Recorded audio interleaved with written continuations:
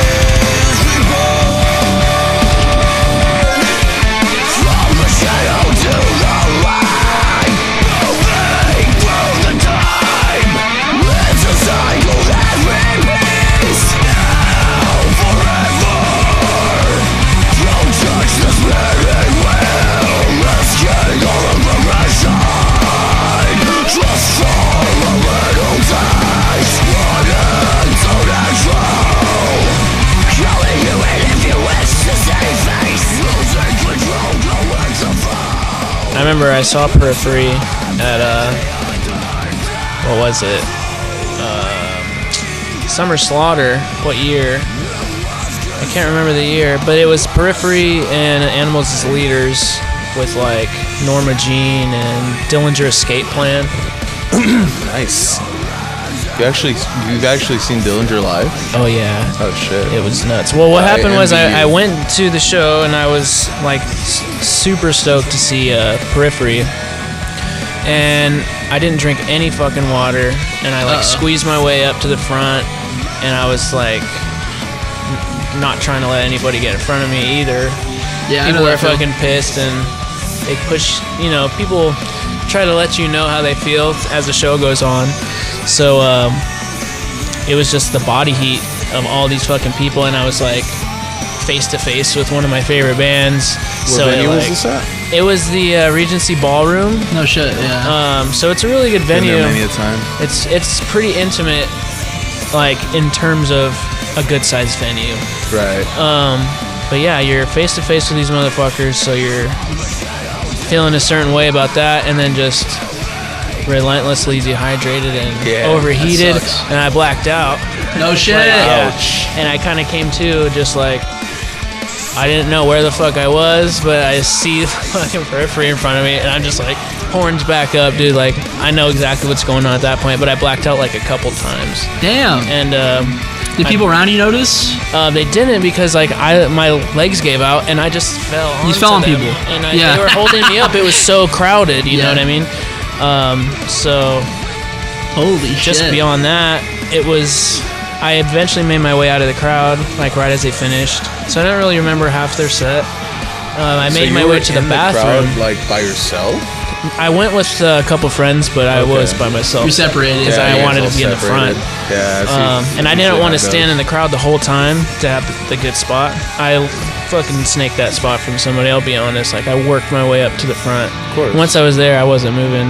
Yeah. So, yeah, I got out, and that venue has, like, bathrooms. They, that you can lock, like just individual bathrooms for all those fucking people. So I locked myself in there for like 15 minutes and I just puked just like everywhere. Damn.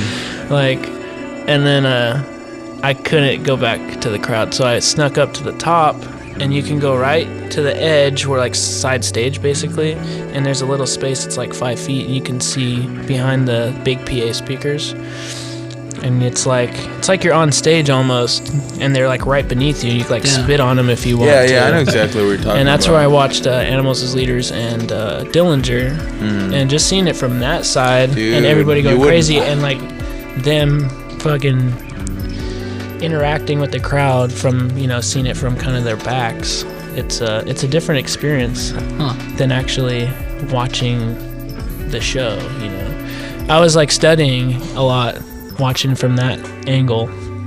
And Dillinger is unreal, dude. It's I was just about to say it's that all like, pure energy just being harnessed and like blasted at this. I was about to say that like good thing that you blacked out before Dillinger. Yeah. Because from what I've seen, any live show that they've done, it's just insanity. It's just straight up, just balls to the wall, just straight up chaos, on stage and off. I mean, you know, the lead singer has been known to straight up like he'll climb up like, you know, this barricade, and then like he's like launched himself into the crowd. Jesus. Yeah, like from, you know, several, you know, at least 100 feet, or I don't know. He's, you know, something like that. He's a fucking acrobat. Just really high up, and yeah, they'll do some fucking insane, really crazy stuff. But and they're not like young spry motherfuckers either. Yeah. Well, I mean, they recently called it quits. Really, like, as a band. I bet, dude. Like, yeah, no, they had been around for like 30 years, and they're all well into their late 30s, if not early 40s or probably, something like that. Yeah. I know that they're all still doing stuff musically, like, you know, individual, like each individual member has like all these different projects, and I think it got to that point where they were like, they'd been doing Dillinger for so long that they just you know, they started like branching off and doing their own, you know, side projects, and then they also got like, you know, adult lives now. But yeah, as far as Periphery goes, yeah, we kind of buried that song with my story. Sorry. Let's talk about the song. Since, you know, this, like, now that we played it, I'm like, you know, that was definitely one of the songs that hooked me. Know? It felt different. You know what I mean? Mm-hmm. Those melodies, they're so. The melodies were, I don't know, at the time the dopest thing I heard in terms of guitar work was like what was coming out of the metalcore scene and shit like that. Like All That Remains and Lamb of God, and those motherfuckers, you know, held the crown for dopest guitar work for me. Right. And then you see these self-produced people coming out. Right. And they're producing the whole band by themselves, and then it's like it's good enough, popular enough that people want to work with that guy or whatever. Misha. Yeah. Well, Right. This particular guy, Misha Mansour. Yeah. He had a whole fucking sound on his own, and it kind of fused Djent, which was really largely unexplored at that time. First, the earliest Djent band I could think of was this band called Sixth. Oh yeah. And they put out some really solid, you know, straight up Djent shit. Yeah. Like really weird sounding, like almost like System of a Down. Late 2000s, early 2010s, I think. Yeah. So it was like well before Periphery and the like. Before the movement had coalesced. Right. So after I discovered that sound, I think everybody kind of, it spread. That was probably their first single from that. Yeah. And I don't think they even had a drummer at that point. It was all programmed drums. Yeah, I feel like so they were very fresh. Right. And it worked off of Misha's solo project, which I believe is called Haunted Shores. Mm-hmm. A lot of that material ended up as Periphery songs, just with once they got they were band just, like, members. reworked. Yeah. So after that, I guess I don't know. They released their second album was with their vocals. They were just like the real vocals without auto-tune and all the heavy production on that. And then I believe it's their first album with a real drummer. That was a Periphery 2, right? Because the Yeah. first one's just a self-titled. Right. And then it's the second one's part 2. Mm-hmm. Yeah. And after that, I didn't really keep up with them too much because it opened the door to a lot of different fucking bands, and I kind of, branched off. It's usually all that how shit. it is, yeah. I mean, that effect has happened with me, like with a bunch of different bands that I get into. Just use them as like kind of a jumping off point.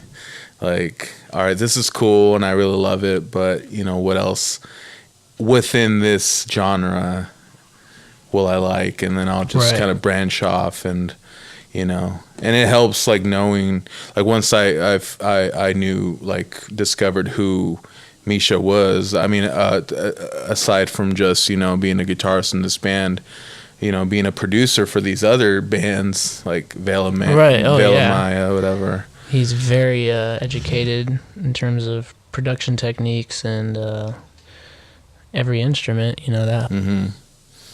Yeah. So start digging a little bit deeper into these other sounds. But no, I mean I don't know. At the time, I mean, I really liked what they were doing, but I don't know. I didn't. I think there were more people around me that like actual guitar players or actual instrument players appreciated. I always felt they appreciated them more. Yeah. I also saw, like, within online communities, there was a lot of a duality with the way they were perceived. Some people thought that they were incredible, virtuous musicians. Other people thought it was like just technical fuckery. Yeah. Like it was like some goofy shit going on. I sensed that as well. I don't know the story on that. I think it just might be that whole thing of people don't want to see the formula fucked with.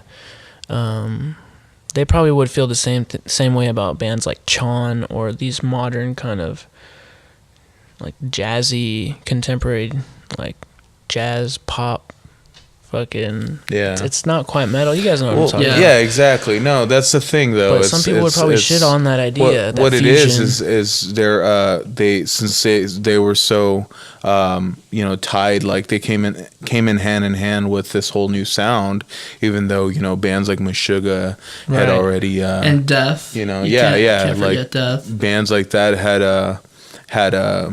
they had put it out, but it wasn't under any sort of label like Djent, right? Yeah, so, and Djent kind of became almost a bad word by the end of it.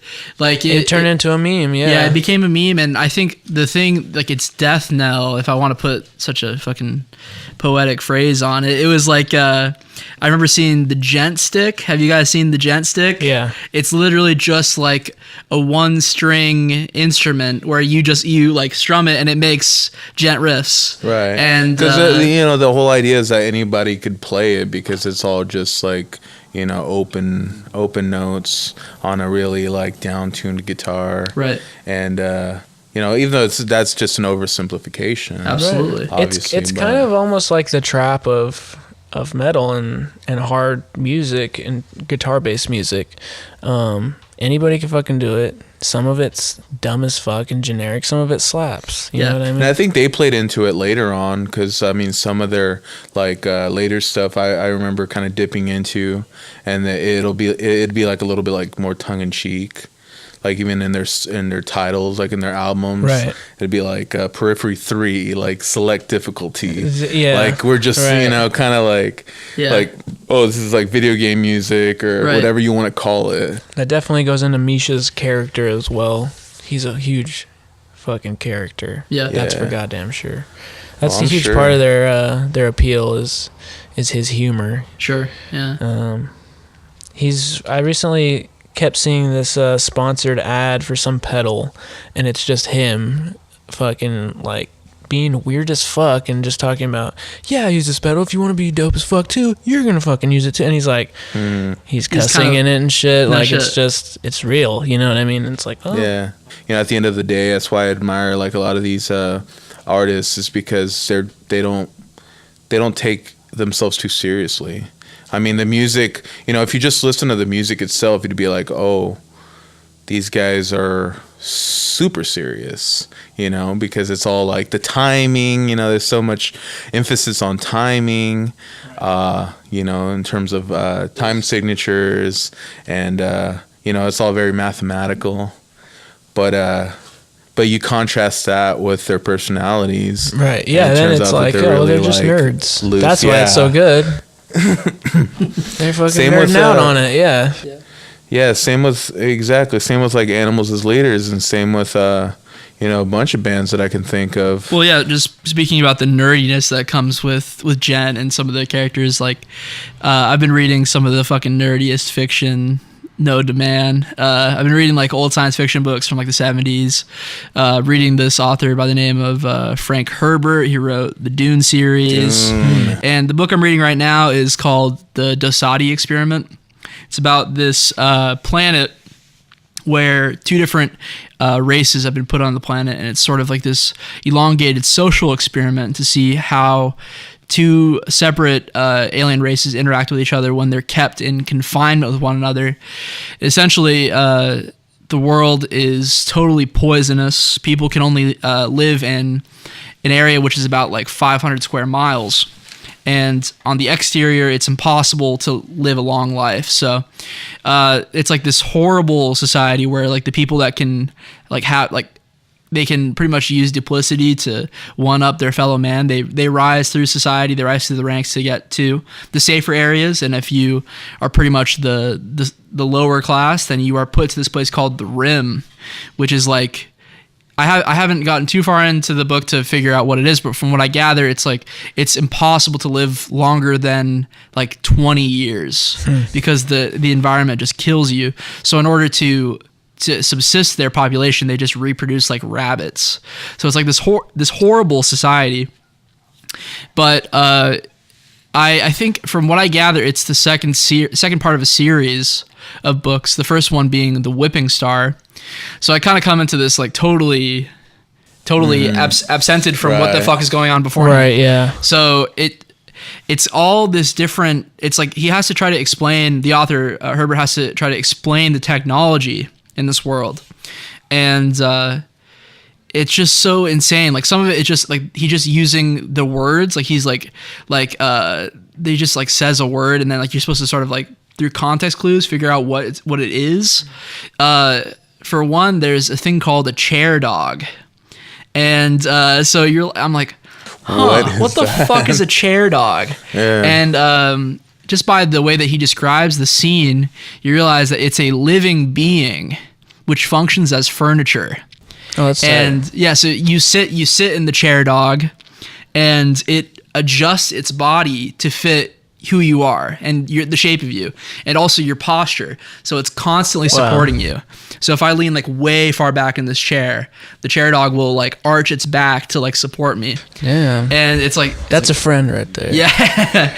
It's like, whoa, I like holy this future, fuck, man. Why don't we have a chair dog in our Beauty and the Beast status? Yeah, it's straight up reality. Yeah. Sentient clocks and shit. But I don't know, like, and it kind of leads to more questions. I don't know if they're like what is the life of a chair dog? You know, I'm not sure what it eats or how it stays alive, or if it shits, or if it's like, you know, this thing is just, its only purpose is to exist as furniture for people.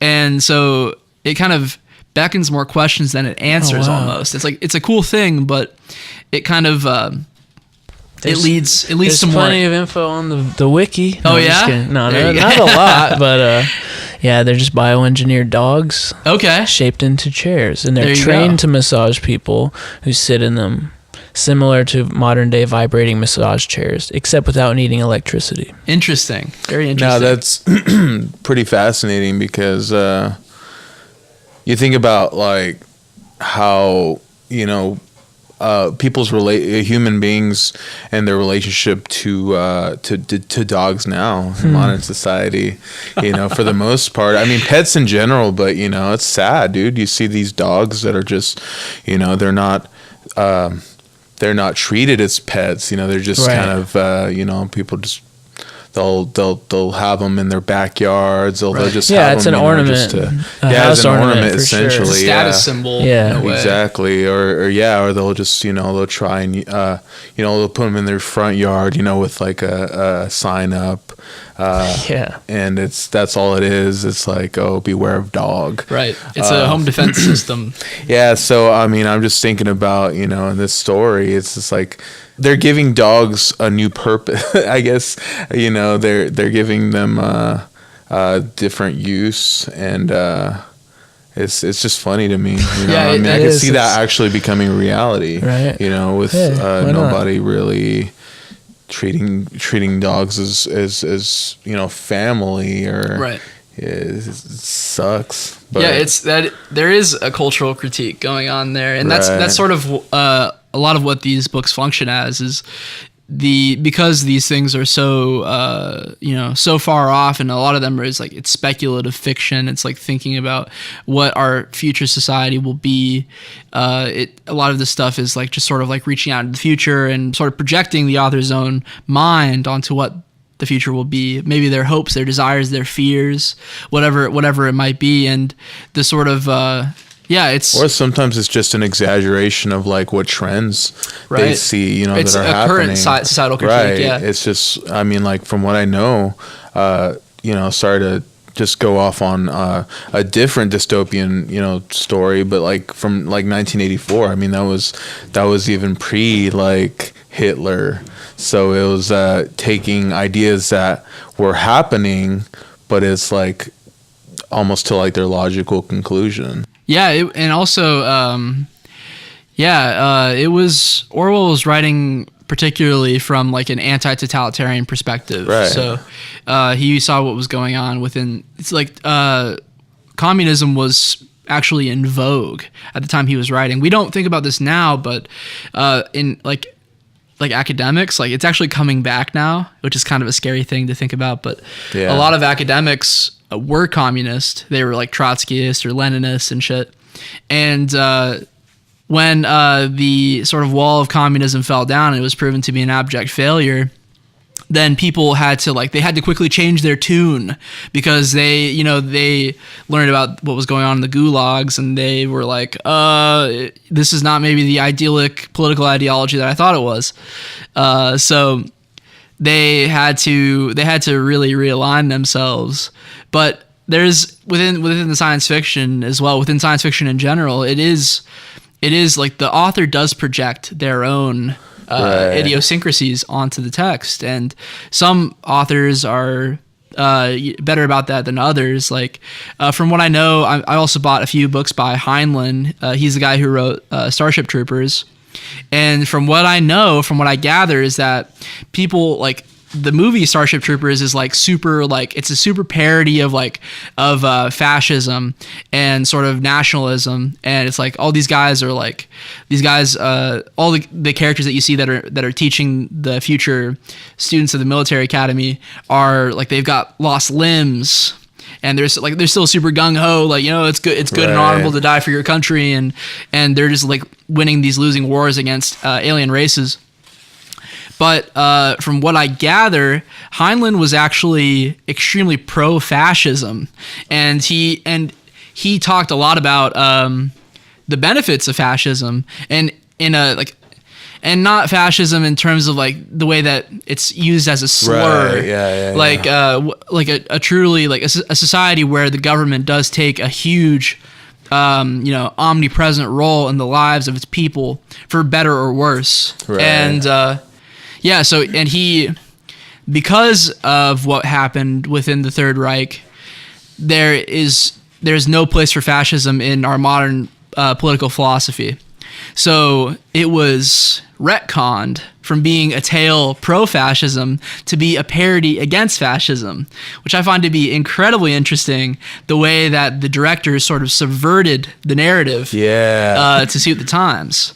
So, take that for what you will. It really is up to the reader or the viewer to decide what they think the a lot of people thing is about that. I feel like a lot of people just kind of like, they don't care about that aspect of it. Yeah, they see it as a movie about killing bugs. Right? Exactly. Yeah. I mean, everything is super oversimplified, especially if it's adapted into, Oh yeah, the movie's gonna miss all the little nuances. Yeah, definitely. Yeah, I find that to be a sad factor of what it is, and at the end of the day, movies make money, right? That's what their goal is. People invest tens of billions of dollars into these fucking projects. They want to see dividends. That's really what it comes down to. But then you have to. It's like anything. It's like any artistic creation. It has to be funded somehow.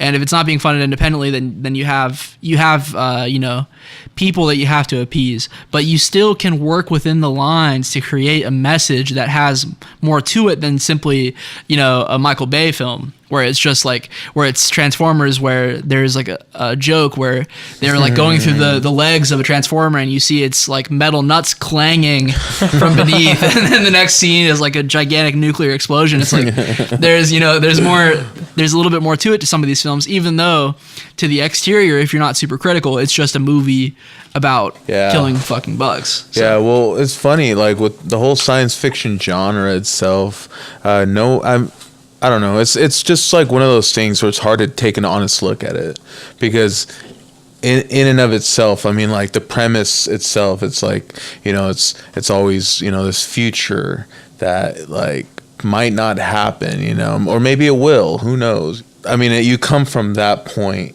Kind of like with metal too. I mean, in and of itself, metal is, metal as a genre. I mean, heavy metal. It's really cheesy, but it's like like breaking down. Like if you look back at like some of the early bands and all that. Right. I mean, we can all look back in retrospect. It's like, man, that's pretty cheesy stuff. The music was great. It's like with science fiction. A lot of people just see like the early stuff as just like jokes. Oh, right. You know what I mean? Like they don't see that there's a deeper meaning in where the writer, where he's coming from, like mentally, like his mental state. That's kind of how I always consider, like when I listen to the golden oldies. You know what I mean? Mm-hmm. Before the recording technology got super dope. Amplification technology is pretty old, so you go and you hear these things and they all kind of have this tinny sound to them, and you see videos of girls screaming, losing their fucking mind. It's like, this shit's kind of fucking like... Yeah, it's almost surreal. It's but back then, dude, like, you gotta think of it like that. Like, hearing that live, blaring out of these just raw-ass speakers before technology was super fucking awesome, and this dude's sexy as fuck on stage, swinging his hips when everyone's, like, so clean-cut. This is all, and, like, pre-internet. Yeah, and the girls are like, what the fuck? Like... Dude, it's revolutionary. Yeah. And so you give it that, and it's like, I know why Granny's listening to this shit every day, because she's trying to get that feeling back, right? Oh, yeah.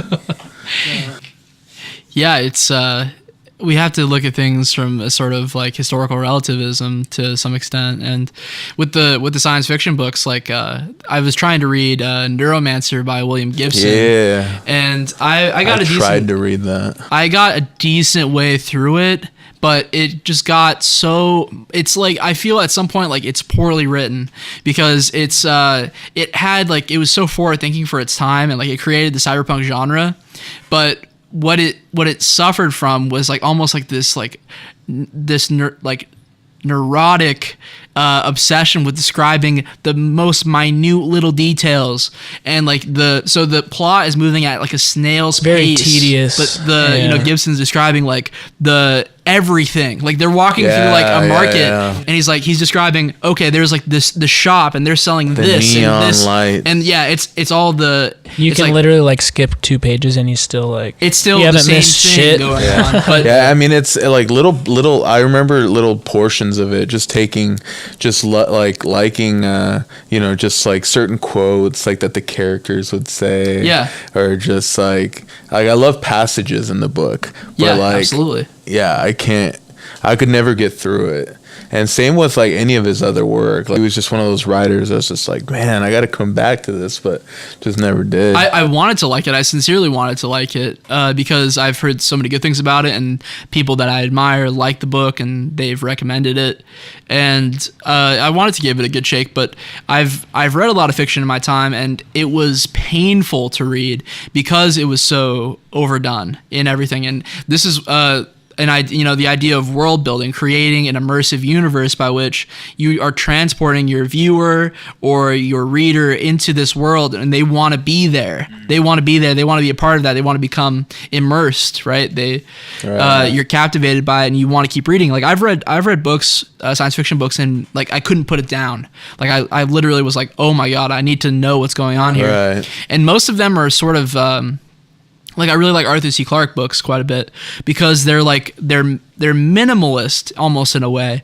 Like they're these future sort of mysteries almost. Like there's this building tension, and you're like, what the hell's going on? It almost like simulates the feeling of like space exploration, like this cold, dark unknown that you have no idea what's out there, what's waiting for you, but you know it's dangerous and that something could go wrong at any moment. And he sort of taunts you with it almost. He kind of dangles it in front of you, and like a carrot on a stick, and you want more of that. And he'll give you a taste of it, but not enough to satiate that, right? With Gibson, it's like, oh my God, dude! Like he gave me like I love the first 70 pages, and then after that, I was like. It was like almost too much to swallow. Like I was overwhelmed by it, and I couldn't even trace back to like what I just read. Like it was like my mind was so overwhelmed with stimulus that nothing stood out. Well, I think in a way it works. Like maybe I don't know if he intended it that way, but it definitely gives you that feeling of being in that world in terms of how everything is overstimulation. Yeah, that's a good point. You know, he talks a lot about this like virtual or like reality world, where if I remember correctly, it's like he's almost talking about like Japan. Yep, it's like Japan. The way it is, like where everything is just flashing lights and you're just oversaturated with all this these bright lights, noise, and it's just that environment. The opening part of the book is set in Japan, and it's like it is like what totally, book is this? This is Neuromancer by William Gibson, and the first part of it's set in Japan, and then it goes to I can't remember what the name of it is. It's called like one word, but it's like the whole eastern part of the United States, and it's all interconnected. It's like one super city. I think it's called like the Spread or something like that. The Sprawl. There you go. Yeah. That's right. Yeah. Yeah, and that like the Japan was enough for me. Like there was like some super amazing descriptive qualities. Like the opening part is like he describes the sky as being the color of television turned to a dead channel. And it's like this sort of like this extremely cybernetic sort of synthetic quality to describe the natural world. And that's what it is. Every aspect of society has been adapted or changed or evolved, but it hasn't like, it's almost like a de-evolution in a way. It's like a degradation that also is bringing society forward. And it always is super overstimulating. But as a reader, it's like that. Sometimes that is like you also want your author or your reader to actually want to continue reading. So I understand if it's like some sort of artistic sort of manifesto on the nature of. I actually read 2001: A Space Odyssey. Like I saw the movie, but then I read the book because I was really like interested in sci-fi at the time. and yeah, Arthur C. Clarke. Like, I found out that he worked with Stanley Kubrick, the director of 2001, as he was writing the novel. So he was writing the story and they were working on the film. So I thought that was really, really neat.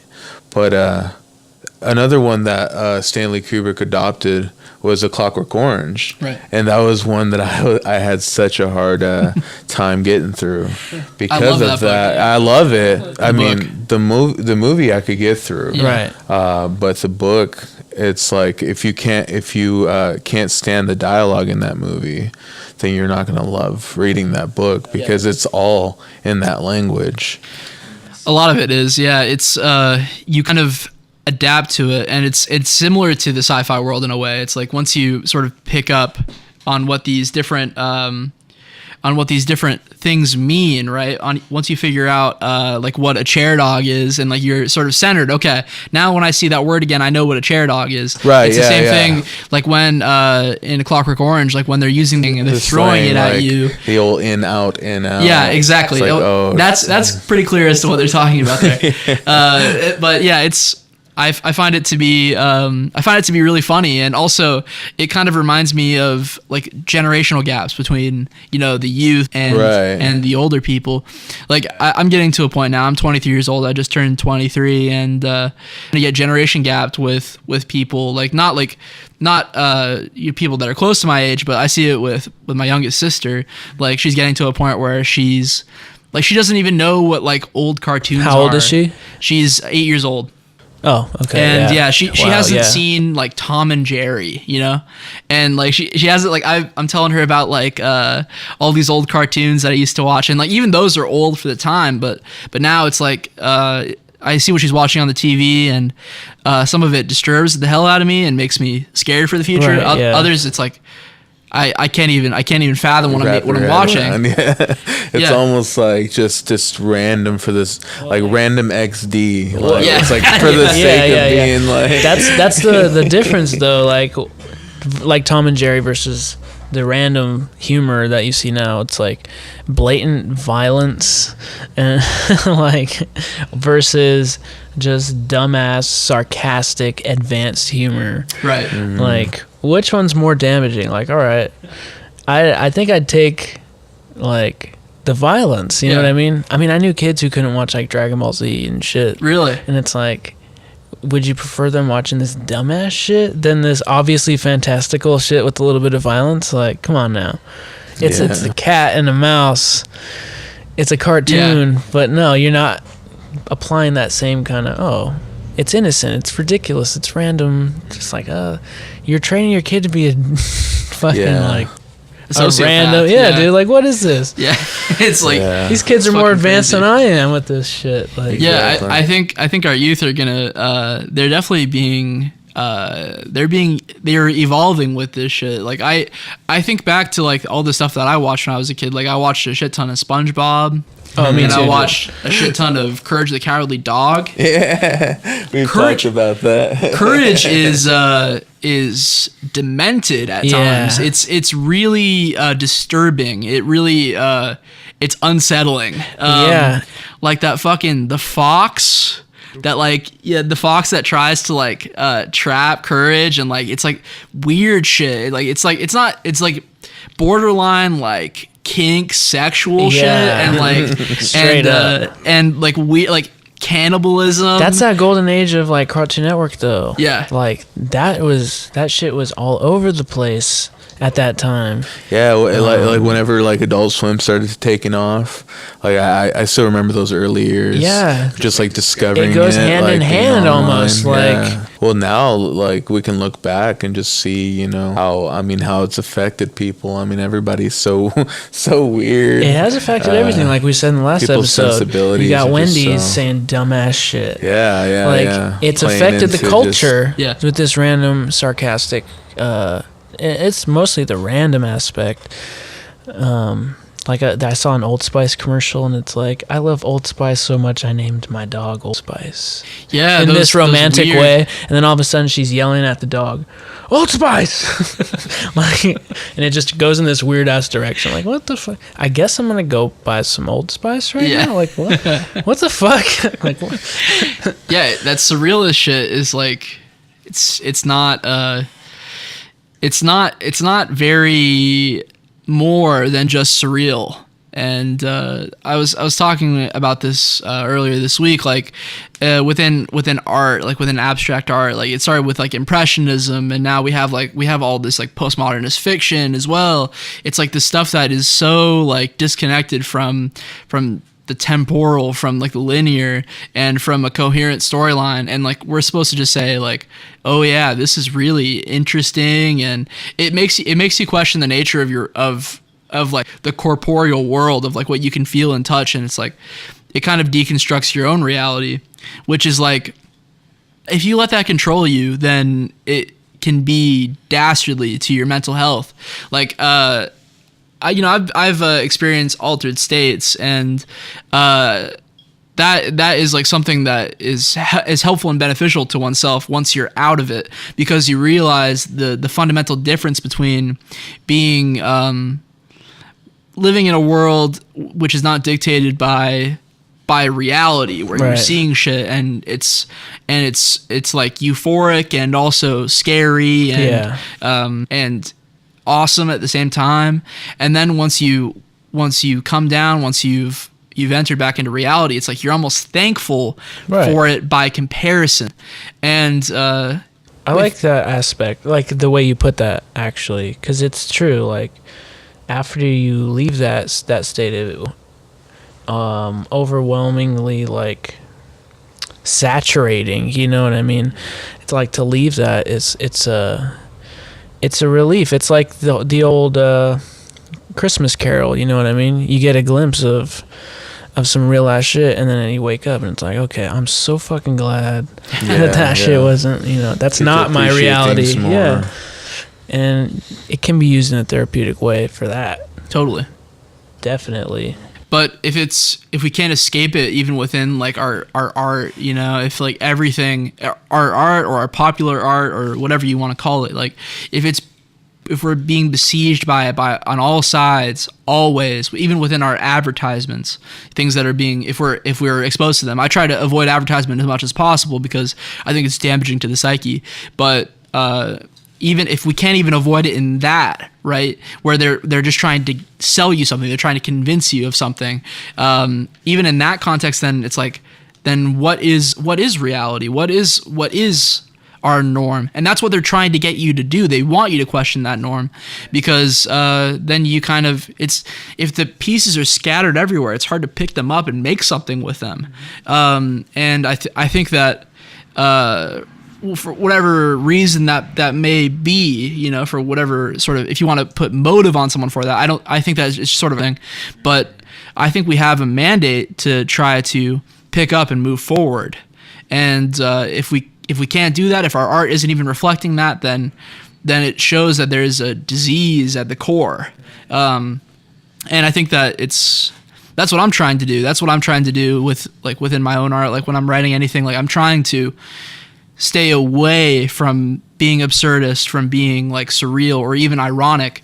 I'm trying to get to sincerity. I feel like it's a handicap because it doesn't allow you to, like, I go back and forth with this because I do love it. Like I like ironic humor a lot, but also I feel like it's a curse because it doesn't allow you to get to the root of what you're trying to say. I'm not saying that you should just spell it out, absolutely, but like within, like when I'm talking into the mic right now, like I'm trying to be 100% sincere. I'm not trying to put up a facade or say things ironically or sarcastically, because I feel like that can be an easy way to escape the true reality of who you are and what you want.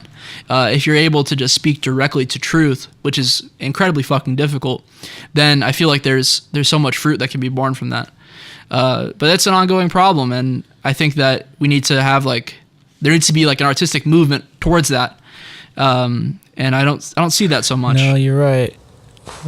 I don't know. People are too scared right now to really express, you know. You get just commercial versions of it through your Kanye's and your Childish Gambinos and shit. But on an everyday level, people are scared right now. You can't say shit without having repercussions. Even 20 years ago, shit'll get dug up these days, and it's like, you said this.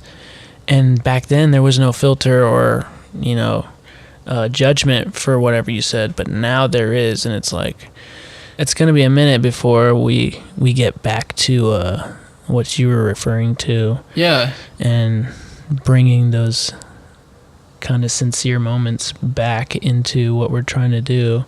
So right now it's all a facade. It's all fake and flexing and just keep it light. Keep it light. Yeah, dude. Just don't fucking piss anybody off. And if you're going to piss somebody off, you better have a reason. Most likely it's going to be promotional, because no press is bad press. That's the golden rule. Yeah. If people are talking about you, then you're succeeding. True. I think it takes a certain level of bravery to be able to put yourself out in the line like that and say, damn the repercussions. And there are a lot of things that are preventative from actually doing that, because there are people that are also, they're trying to save their own skin. Like, for instance, if you say something that's politically unpopular, the people that have something to lose will immediately cut you. If they think it's expedient for them or their career, you're done. You effectively have been blacklisted. No questions. Yeah. And I feel like if we had enough people that were willing to be honest about how they felt, then there wouldn't be that problem in the first place. Then we wouldn't have to deal with people having anxieties about saying their true self, about getting to the point where they can be honest and upfront with people and being sincere. And I feel like that's it takes a brave soul to actually be able to come out and do that. And truly, I think that's what's next for us, right? Like we've had a long time where everything's become absurd, where everything's ironic, and we see like the shit within, this is what we talked about last time, within our advertising, within our film, within everything, within all of our art that we hold sacred. So, I mean, if we want to take it to the next step, we have to see what is not being addressed, what is not being put forward, and those will be the people that pave the way forward. But of course, it's like that's not necessarily like a prescriptive thing, right?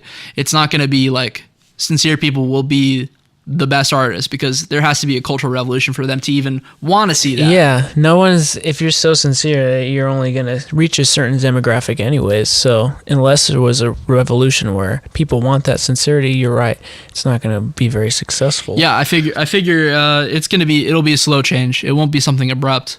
And I mean, you brought up Childish Gambino. I feel like whatever you want to say about This Is America, like that was sincere. He was being sincere in his description from his worldview and his own subjectivity. That's sort of what I'm getting at, right?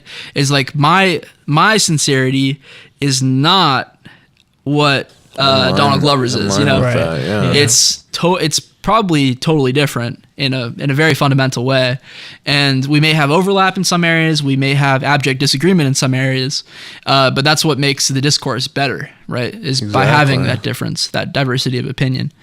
And so I think that's necessary. I mean, what he's sort of saying is like that's sort of like, if you look at his earlier work where it's like sort of like party rap and like sort of like jokey and like his bars that are so silly and kind of like they're catchy, and that's a totally different individual than what we have on this new music video. I think, dude, it's we're seeing commercial success Donald Glover right now. He realizes he's different though, because he's actually smart. Very smart, because he realizes his voice and his platform.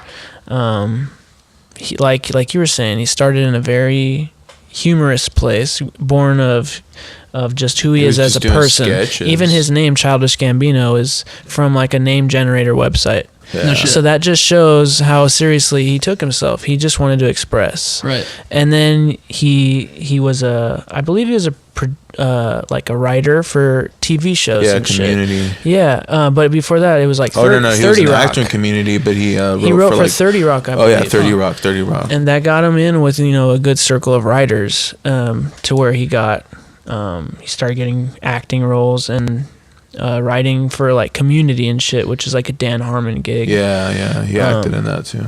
And then it just goes on from there, where he gets more commercial success being in movies, and he's in Spider-Man playing small roles up until now he's in Han Solo. Right. And then all along he's doing music. And he's gaining, a little bit of notoriety, and but he wasn't taken seriously at all, right? Yeah, because of his acting, right?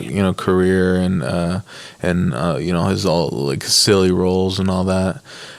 His last album, though, I think was an eye opener in terms of what he can do with his musical abilities. What I think is happening now, because he's letting go of the Childish Gambino like moniker.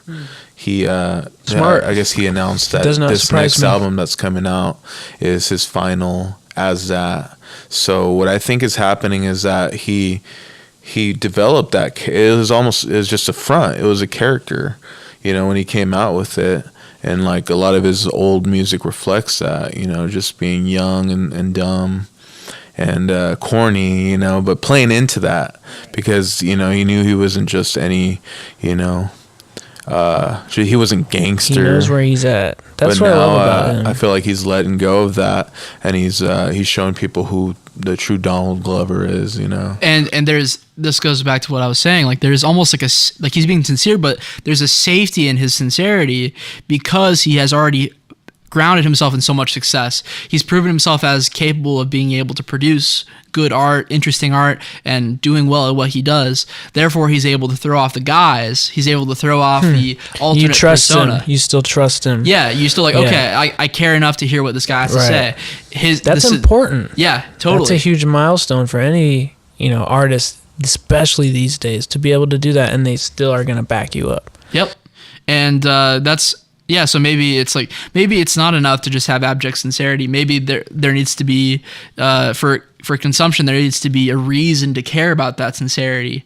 Maybe there needs to be a fuel to that sincere fire, like something that is, whether it be there's like a sort of a desire, like a latent desire to see whatever that art is, or there's just a latent desire for more Donald Glover, right? And whatever the case may be, he is providing for a demand in the creative field, and it's good. I mean, here we are, like he has achieved his intended goal. Here we are talking about him and what he's created, and apparently everyone else. Because I mean, if you look his name up, I mean, it's one of the most like after that video especially, right? That it's video just one of the most searched names, and like his I wonder who worked on that video with. Good question. Who's the videographer? Maybe the director. He might have directed it. I figure he probably directed it. Yeah, he's always involved in like his like in Atlanta. He's involved in a lot of that. The filming. He wrote it, didn't he? Yeah. He wrote it. But the director's name is Hiro Murai. I'm assuming a pronunciation of that. He worked on Atlanta with that same director. Same guy, huh? He's an Asian guy. Atlanta. Yeah. For sure. 11 episodes. Interesting. He works 7 with of a the lot 11 of episodes. Foreign artists. Is he Japanese? It sounds Japanese. Yeah, that director is. Huh. Yeah, man. He's pretty fascinating. I've been a fan of his for a while. Which like I'm just torn now because I just don't know where he. I mean, I know a lot of this is still his artistic choice, but I just fear as to like if his art is being used for a certain political, like agenda. Right. Yeah. I mean, it just the fact that like the video came out, and I think the very next day, it's like every media outlet is they have their own analysis. Everyone becomes a blogger. Yeah, all of a sudden. Like no, and then like everybody suddenly is a huge Childish Gambino fan, which dude. Like I said, nobody has really taken his musical endeavors seriously up until like recently. Right? Yeah. Where the fuck has everybody been when he's making suddenly some dope ass music? Except for Jordan Peele, giving it some mainstream. Oh yeah, no, it helped with Get Out. Exactly, you know what I mean? Get Out helped bring his name back up. But before that, he was getting little to no attention. I mean, everyone knew him, as a character in his like TV shows, but he was like, nobody was really messing with his music or anything like that. And but this is really smart. If he did this, like knowing that people were gonna be talking about him for weeks, months, even maybe. I think also his approach to he takes a reserved approach to interviews about it. Yeah. No, exactly. You can't just be so emotional like some other artists are about their visions for their expressions. You know what I mean? Everyone's an artist at the end of the day. We get that.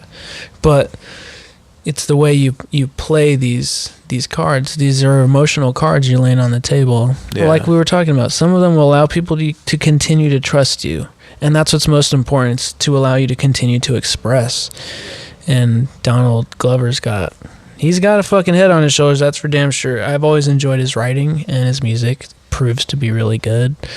And he's obviously turning heads. He's a really good freestyler too. Yeah. He's done some of his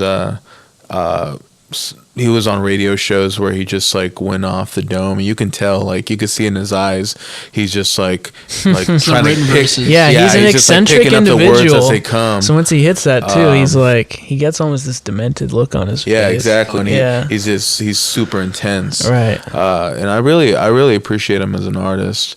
It's just there's been a lot of just like with Kanye, man. Like these artists they're suddenly like garnering so much attention, like out of nowhere, making headlines, It's dude, it's that sensitive patch we're in. Everyone's just on this weird rebound of like cultural sensitivity. Like I don't know. Yeah. Hopefully we come out of that soon. Like Nate was saying, we need that. It's going to die. I feel it dying. Hollywood itself that sincerity is coming out down. Because what comes, you have this absurd platform. What was it?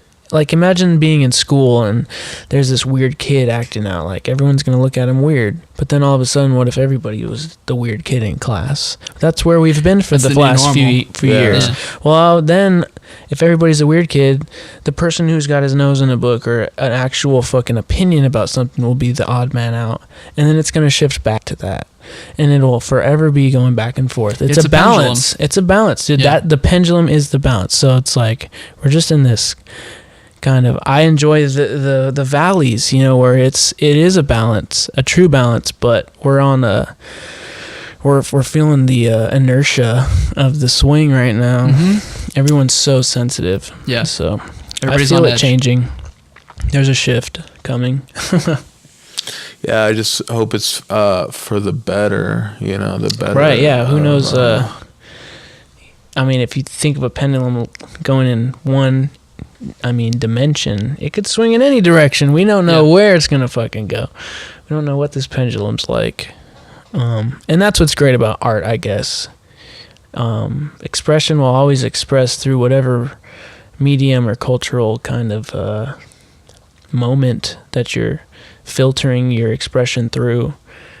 It's all saying the same shit, that like we all just absolutely have to tolerate each other, basically. Yeah. You know what I mean? Yeah, absolutely. Well, really, that's at the root of, I think we can all agree on certain shared goals, but it's just that everybody wants to think, they think that they're right, and how we achieve that. Mm-hmm. And it's like, but if we just stopped and like actually listen to each other, we all want the same shit. It's just like, yeah, exactly. We all just want to get through, if we have work, you know, we just want to get through our work day and come home and just, you know, be yourself around the people you love.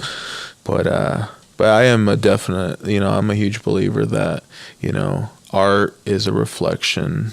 You know, art reflects reality, reflects art. And, we'll see where things go. Yeah, we'll just keep talking into these here mics. And fuck the rest. Trash boys. Trash boy. Trash boys. Trash boy. Trash boys. Trash boy hours. Trash boys. Trash boy hours. Trash boy. Trash boys. Wait. Trash boys.